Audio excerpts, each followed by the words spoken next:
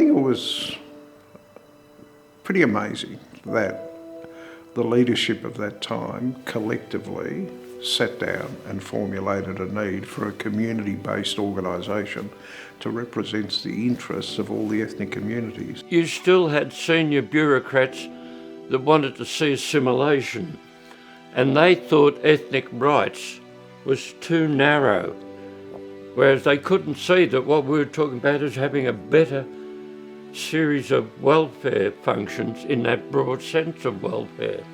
So they stood up for a whole range of different issues and really made a case for language preservation and cultural support, and also the need to attend to specific problems that migrants experienced in the workplace and various other areas of social activity.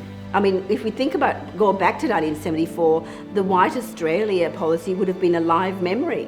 But now we're in 2024 and it's a different environment we haven't had before. New immigrant groups have come, new waves of migration, and a different kind of refugee experience, for example. It's a mosaic of experience, and not all that mosaic is happy. So I think to bring that all together, have inclusion, have that word social cohesion is used a lot, is really important to bring people together, but also to recognise the differences of experiences and also recognise people's past, because when you become a migrant and resettle, you don't cancel the past. Walter Lippmann is clear in my mind as being a person of great symbolic significance to multiculturalism in Australia. Walter, just out of the blue, said we ought to think about setting up some sort of ethnic communities council. And then the next thing I know, he organised a meeting, and there were about 10 of us there, and we agreed to form this Ethnic Communities Council. I'm very happy that we have, for the first time, a meeting of the kind that we have here this afternoon, in which the many ethnic communities that are now part of the Australian community are getting together to discuss problems which they feel in common. So they were the pioneers, and of course there was George Zangalis. Who can ever forget George and his total commitment for keeping migrants informed through community radio. The multiculturalism was built the moment that Australia's immigration policy shifted and allowed non-British people to come to Australia. It was first practiced in the factories, where a Greek was next to a Turk and a Scottish or an Irishman or a Welshman. Then of course there were the Italians, the Gobos, there were the Germans played a key role, the Ukrainians played a key role, the Russians played a key role. So they're the people that were clearly in my mind shaping my views about participation of migrants in the Australian way of life and the Australian community and how it should be done. The 80 organisations that came together in 1974 have grown considerably. We've got more than 220 organisations now, and they are the ballast, the foundation, the embodiment of ECCV, because we're the sort of structure that represents their voices. So our membership is everything to us.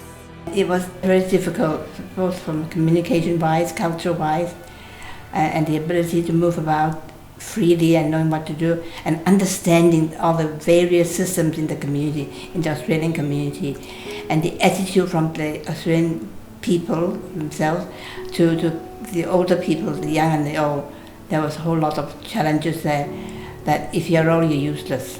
I'm the son of Maltese migrants, so I understood the discrimination, the in-your-face racism that you had then, and also the racism in relation to our relations, our friends from the Maltese community and other Greek and Italians at the time, Dutch, those forerunners of the migrant group that came to Australia later in the late 50s and so on. We came in on the racial and religious tolerance legislation in a big way.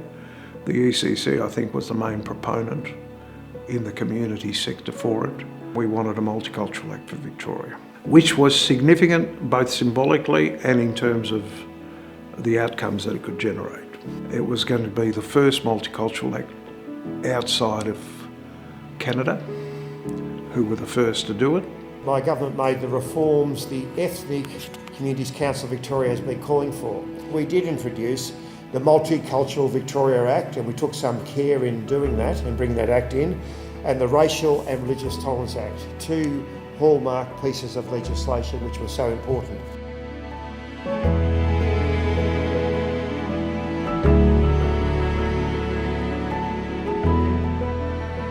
I hope that respectful dialogue is the way forward, and for organisations, our organisation, to keep pace with the developing norms of the period we're in. We can afford to house refugees, we can afford to house migrants, and we can afford to give the Indigenous communities the respect and support that they deserve. So with all those heading in the right direction, I think this country's got a great future. Multiculturalism isn't just a policy aspiration, it's bread and butter, it's actually in our genes of our populace. And I think multiculturalism is a wonderful thing.